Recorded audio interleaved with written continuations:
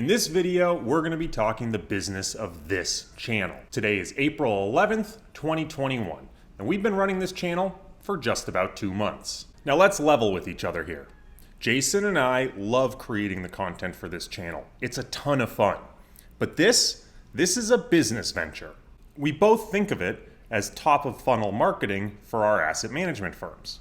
But we're also entrepreneurs at heart, and we asked ourselves, what would it actually take to run a profitable YouTube channel? We thought it would be fun to open source this channel, show you over time how it's growing, how much revenue we've generated, what's working, what's not. In this episode, we're going to talk about exactly how much this channel has made us in 2 months. So let's dive into the numbers here. Headline number, in the last 2 months, we've picked up about 1,300 subscribers to the channel. We can see that right after launch, things accelerated, which is great. It's sort of what we hoped for when we launched the channel.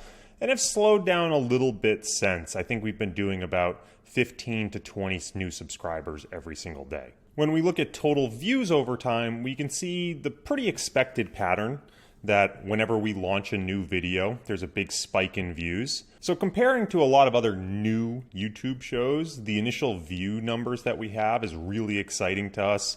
The total watch time hours is really exciting.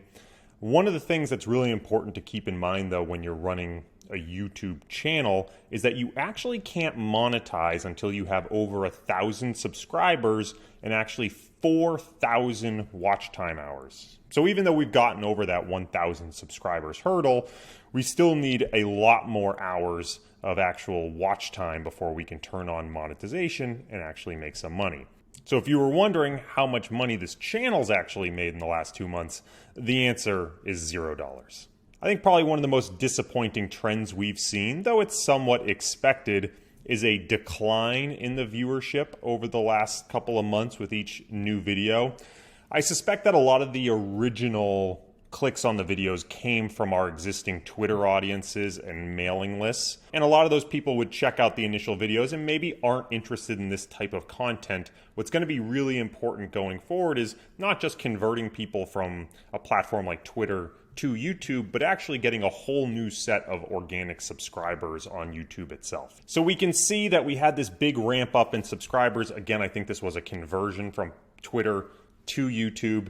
And then lately it's been a more consistent low number. We would ideally over time like to see this subscriber rate pick up. A constant number per day obviously doesn't mean that we're getting any sort of network effect benefit. What we want is some sort of positive K factor that we would see an accelerating rate of subscribership in terms of the numbers. When we look at the click-through rates of our videos, that's where things actually still look pretty good. Now this changes video per video, but we can see click-through rates that are between 6, 9, as high as 13%. One of the things I think we need to get better at is to date, when we look at the current views, a little under 50% of the views are coming from external sources. And my suspicion is this is mostly coming from us promoting the videos on Twitter. Whereas when you look at that suggested views traffic source, you can see it's less than 5%. And we really want to get that number up over time, because ideally when we think about what does YouTube want? YouTube wants people to stay on their platform. And what they want to see is that when they suggest your video, a lot of people are going to then click it, and then they're going to watch it all the way through. And if that's the case, then YouTube is going to be, over time, more likely to continue to recommend your video. And that's how you grow a popular channel. Now, nobody actually knows how the algorithm works. But if we were to sort of try to reverse engineer how we think it works, right? What would be important to us in terms of being a model to recommend videos to other users? Well, we would want to see things like high click-through rates, and we'd want to see things like high percentage viewership rates. We'd want to make sure that audience retention is really high in the video. We don't want to see a decay and a fall off. We want to see people stay in the video and watch the whole thing. And we want to see engagement, likes, subscribes, comments, all that sort of stuff would say people are engaging with the video in a very positive way. And so when a YouTuber asks you to like and subscribe, the reality is that's the sort of thing that they're trying to game with the YouTube algorithm. They're assuming that the YouTube algorithm is looking at like and subscribe ratios for how often YouTube is recommending the video, how many likes and subscribes relative to total viewership of the video.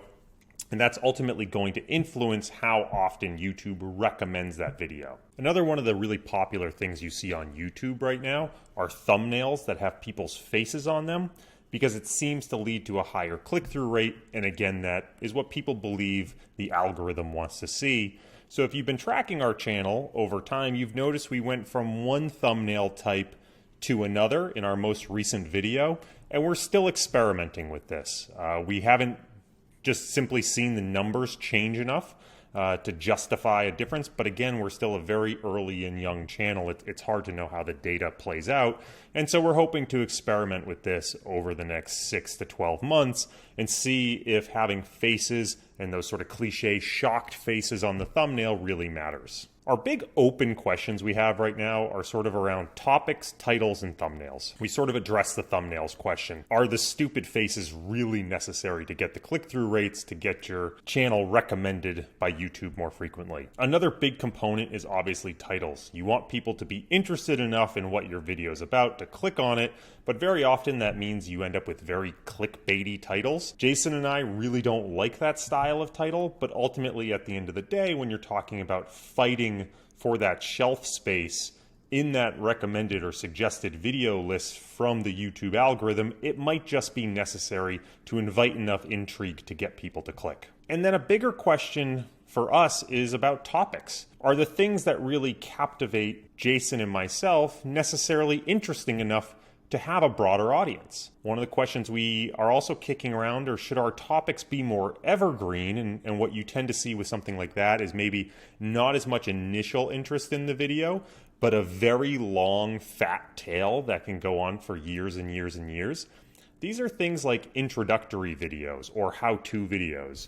In comparison, more topical videos about what's going on in the news, and in our case, what's going on in markets, you would tend to see a very high peak, but very low stickiness. The relevancy of the videos disappears really quickly, and people likely aren't watching them 2 years later.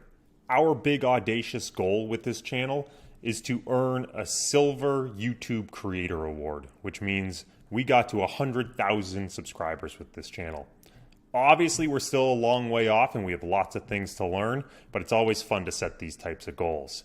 So, with that said, again, we're going to try to do these videos probably once a month to give you an update, or if there are some big changes, we're going to keep asking you to like and subscribe because that's what's necessary. And if there's anything else you want to see in these types of videos, let us know in the comments below and we'll be sure to incorporate them next time.